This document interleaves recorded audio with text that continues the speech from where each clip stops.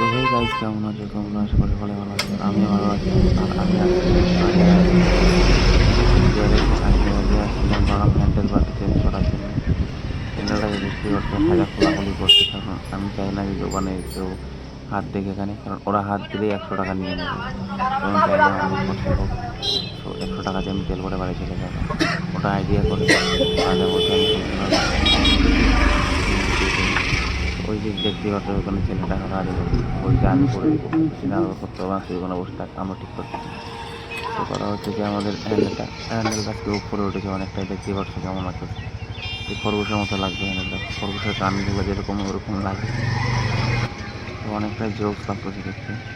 আর চালাতে অনেকটা কমফোর্টেবল লাগবে না মনে হচ্ছে আমার, কারণ চালানোর পরে বুঝতে পারবো যে কেমন হয়েছে না হয়েছে। এখন তো কিছু বোঝা যাচ্ছে না। সামনে থেকে ভালোই লাগে, বাট পিছন থেকে কেমন লাগে এবার জানি না। তোমাকে দেখে দেখাচ্ছি পিছন থেকে কেমন লাগে। সামনে থেকে এরকম পুরো জোকস লাগতেছে, রাজা বলছি পিছন থেকে পপকর্ন বা পিছন থেকে একটা ভিডিও করে দিই তোমাদেরকে দেখাচ্ছি। আর যারা যারা এখনো সাবস্ক্রাইব করো না আমাকে অবশ্যই সাবস্ক্রাইব। আর তোমরা কোথা থেকে কি ভিডিওটা দেখছো অবশ্যই কমেন্ট করে জানাবে। ওকে গাইস, চালানোর পরে বোঝা যাবে যে কেমন লাগবে এটা। আমি এখনই বুঝতে পারছি না যে কেমন মজা হবে চালায়, আগের মতো হয়তো পাবো না। তো গাইস পরে করার নেক্সট ভিডিওতে দেখা হবে। Bye bye.